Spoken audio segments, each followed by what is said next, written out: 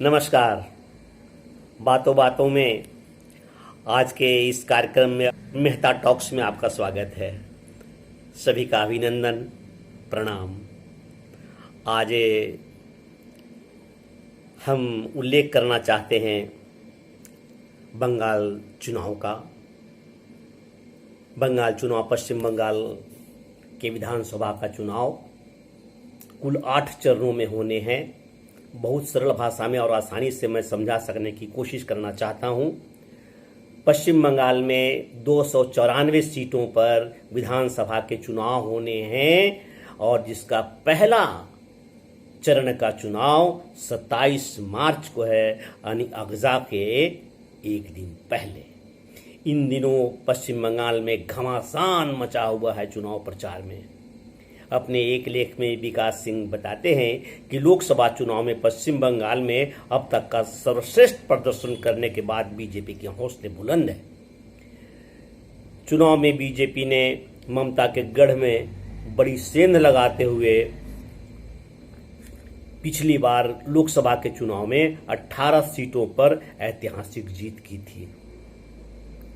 हाँ, बंगाल में इस प्रचंड जीत के बाद एक बड़ा सवाल उठ खड़ा हुआ है कि क्या 2021 में बंगाल में बीजेपी की सरकार वहां बन सकती है।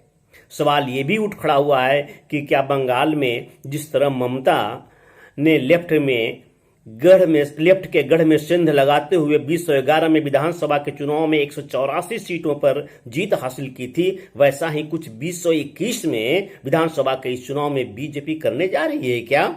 इस सवाल के पीछे पूरी सियासत का जो समीकरण है, गुणा भाग है, वो इस प्रकार है कि 2011 में विधानसभा चुनाव में जिसमें ममता ने ऐतिहासिक जीत दर्ज करके लेफ्ट के किलो को ढा दिया था, उससे ठीक 2 साल पहले तृणमूल कांग्रेस ने 2009 के लोकसभा चुनाव में भी एक बड़ी जीत हासिल करते हुए अपने सांसदों की संख्या जो एक थी केवल, उससे बढ़ा करके 19 कर दी थी।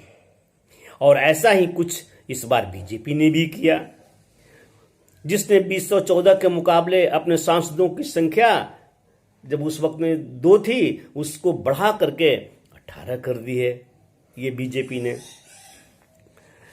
बीजेपी की इस बड़ी जीत पर वरिष्ठ पत्रकार और Indian Federation of Working Journalist Association Bengal के प्रदेश अध्यक्ष डॉक्टर आनंद पांडे कहते हैं कि बीजेपी के राष्ट्रवाद और मुख्यमंत्री ममता बनर्जी के मुस्लिम तुष्टीकरण की नीति ने बंगाल में बीजेपी को इतनी बेहतर स्थिति में ला दिया है। ममता की हिंदू विरोधी नीति और मोदी की राष्ट्रवादी विचारधारा के कैंपेन में ममता के वोटरों को बीजेपी की तरफ मोड़ दिया है। वोट शेयर बराबरी की टक्कर पश्चिम बंगाल की कुल 42 लोकसभा सीटों में ममता बनर्जी के पार्टी ने 22 सीटों पर और बीजेपी ने 18 सीटों पर जीत हासिल की है। अगर दोनों ही पार्टियों के मिले वोट शेयर को देखें तो टीएमसी को यहां 43.3% मिले थे, तो बीजेपी ने अपने वोट फीसदी में पिछले चुनाव में के मुकाबले लगभग 23% का इजाफा करते हुए 40.3% वोट पर कब्जा किया है। 2014 के लोकसभा चुनाव में बीजेपी को मात्र 17% वोट मिले थे। और इस प्रकार आज जो समीक्षा वार्ता हुई मेरे द्वारा की गई, उसको मैं यही समाप्त करना चाहता हूं। मुख्य बात यह है कि पश्चिम बंगाल में इस चुनाव के अंतर्गत बहुत नाटकबाजी, नौटंकियां हुई है। एक राज्य सरकार की अपनी एक सीमा होती है, उस सीमा से हट करके कोई मुख्यमंत्री स्वयं, जैसे शिवसेना का मुख्य पत्र सामना लिखता है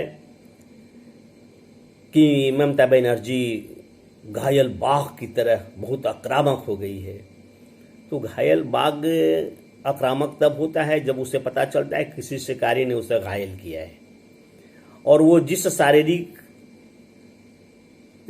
जख्म और घायल होने की बात सामना अपने मुख्य पत्र में लिखता है, उसका कारण तो बीजेपी नहीं है, न तो टीएमसी के विरोधी वोट है।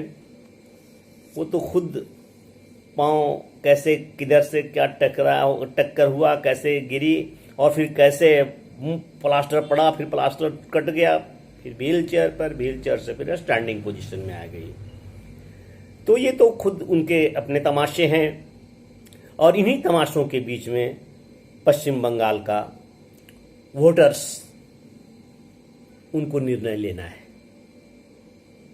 सही स्थिति क्या है वो सभी जानते हैं। पिछले 10 वर्षों में ममता बनर्जी ने बंगाल को, कोलकाता की स्थिति किस प्रकार से कर रखी है वह किसी से छुपी हुई नहीं है। बस आगे कोई अवसर मिलेगा तो एक बार फिर इस पर समीक्षा करेंगे। अगला किस्त में लाना चाहता हूँ होली के पहले, होली अंक रहेगा एपिसोड अररर सररर होली है। तो हमारे सभी जो मेरे अपने इस चैनल के दर्शक हैं, श्रोता हैं, ध्यान रखेंगे। बस 2-4 दिन के बाद में ही अररर सररर होली है। धन्यवाद, नमस्कार।